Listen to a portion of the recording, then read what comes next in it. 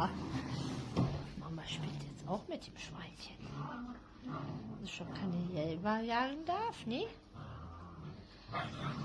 Ach, Rosi hat es auch geschafft.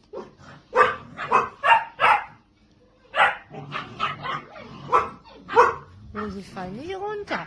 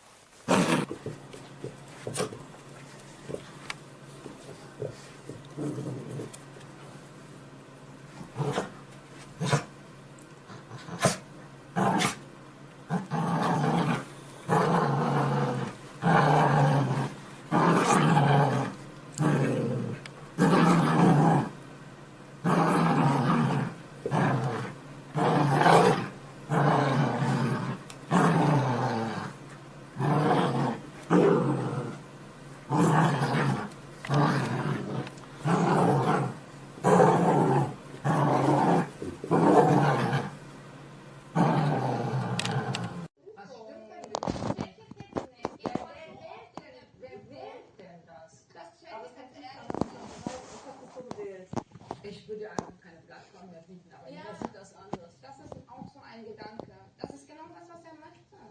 Genau das. Aber es ist halt egal jetzt. Althuber, Jetzt egal. können wir nichts mehr machen, schade.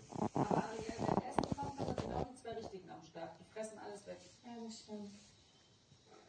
Ich freue mich ehrlich gesagt mega auf die Prüfung. Ich glaube, wir könnten ein richtig starkes Team sein und das Ding zusammen rocken, ja. Wir sind beide nicht aufs Kopf gefallen. Nee.